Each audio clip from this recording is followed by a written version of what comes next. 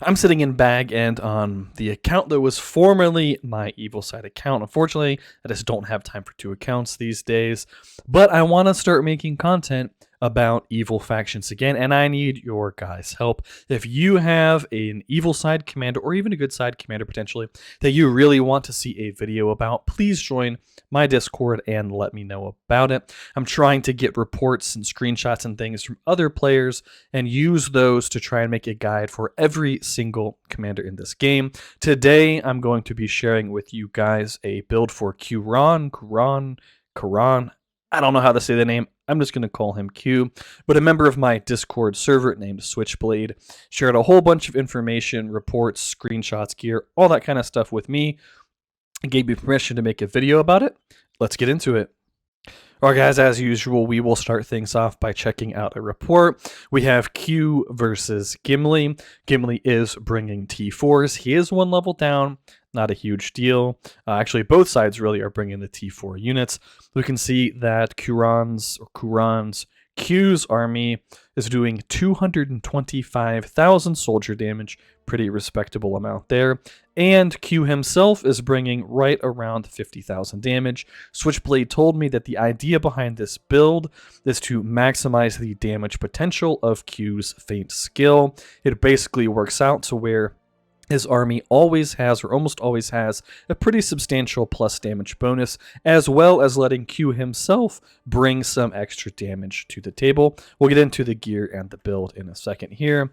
As far as Gimli's gear goes, pretty reasonable Dolphin gear, I would say, as I believe this report is only coming from Season 3, so certainly not bad by any means. Very solid skill build on this Gimli as well, so huge props to this player for that. And then Switchblade's gear is here. I would say that Gimli has a very slightly better gear overall, but Switchblade's gear it's not terrible by any means, particularly for a Season 3 player.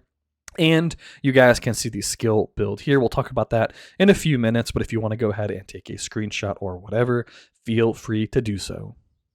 Alright guys, we'll go ahead and talk about the skill build that Switchblade has been using. And before we talk about that, I do want to say that I've been seeing more and more reports of this commander and more evil players talking about this commander.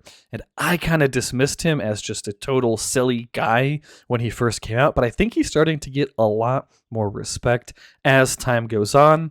And as people are starting to kind of figure out his builds, he's a pretty complex commander overall. We'll talk about the build that Switchblade uses. He does put 15 points into Catastrophe of Elves. I imagine that's because elves are really, really popular in the current metagame, especially with Gil-galad running rampant the way he is. He also picks up 7 points in Everlasting Torture to reduce the amount of damage the enemy army is dealing, and it helps him be able to take more fights and just help his army survive through those fights. He also puts 15 points into Catastrophe of Men, which I think is an excellent choice because men commanders, particularly the Rohirrim commanders, are still ever so popular. Theoden, especially in Tactics Evolved with Bow Knights, is absolutely crazy, so this can help a lot against those Rohirrim commanders. And Feint, and I'm going to talk about the specifics of this skill here in just a second, is one of the skills that he kind of has built this entire build around. He does put 7 points into Intimidation. Personally, I'm not a huge fan of Intimidation, although I don't have the experience with Q that he does, so perhaps this is a necessary skill to help shut down those glass cannon commanders. I could actually see it being extremely good in Tactics Evolved, where those glass cannon style commanders with double rise up are extraordinarily powerful. And then he puts some extra points into Catastrophe of Dwarves to help in the case that he runs into Dwarven units. Personally, I think that Consequence of Greed is a pretty solid skill. I don't know if it's worth cutting the points in Intimidation to pick that up, but I do think it's worth considering based on what you are having problems with. And then he puts 2 points into Ring Wraith, 1 point into Poison, and 1 point into Screech. And the reason I wanted to talk about that particular combination when it comes to the Feint skill is the Morgul Poison. Every single round, you're going to do your normal attack, and then you're also going to do some poison damage. The poison damage in and of itself isn't going to be anything crazy. However, right there, that is 2 sources of damage for your Feint skill, which is going to affect all of your units. And the Nazgul Screech is going to hit 2 enemy units on the first round.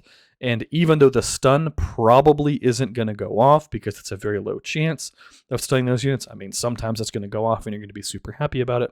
More importantly is in those early rounds of combat, you're going to hit 2 units. That's 2 more stacks of feint. And in the next round, I believe you get 2 more sources of damage from the Screech. So you're able in those early rounds to stack up your feint damage. And as we've talked about plenty of times on this channel before, early rounds of combat are extremely important in this game just because of the underlying damage mechanics. It's just how things work in this game. So if you're not already kind of building yourself around those early rounds of combat, for most commanders, I would highly recommend doing so. All right, as far as itemization goes, I just have the screenshot to work with, so I can't actually click on anything, but we'll go through the items real quick. We have a Melee Might Cutlass, which is an excellent choice since Evil Side pretty much always runs melee units, except perhaps with the rise of Sunend. Hopefully I'm going to make a video about her soon as well. But anyway, in general, you're going to be running a lot of melee units as evil factions. Melee Might Cutlass is perfect. You get bonus damage for those melee units, and you get plus base attack. He also is running a Melee Vigor Scale Mail, extra defense for the melee units, as well as percent damage reduction. I believe this is a Hysteria Bone Mask, always a very popular item, providing himself with some source of madness as well as some army HP. And then he has, I believe this is a Bane of Dwarves Drums. This is going to give even more plus attack to those melee units, and it's going to help in the case of running into Dwarven units. As far as the army composition goes, you guys can see it right there. For this build, his recommendation is full evil men because he's not putting the full points into the Ringwraith title. Those alchemists aren't going to be quite as strong as they would be anyways. And these days, so many people are running things like High Alert, Blinding Barrier Helms, Burn Protection, Halbergs. There's just a lot of anti-burn damage running around in the metagame because Witch King was so dominant for so long. And running full evil men also dodges the Champion of the Light skill, which affects orcs, trolls, and urukai. It does not affect evil men. So with this build, you're able to really avoid getting hard countered by any of the White Council commanders. You're shutting off healing to those Rohirrim commanders, which can do a pretty respectable amount of healing due to their titles. And you have a whole bunch of extra bonus damage against elves in the case that you run into like Gil-galad, Elrond, anybody that just wants to run elven units, Elrohir, potentially Arwen, Haldir.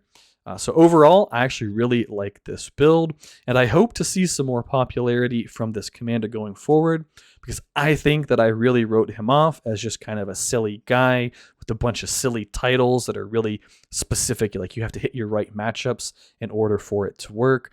But as he was explaining the theory to me behind why he chose the skills that he chose and why he's using the units that he is using, it made a lot of sense, and I really like it.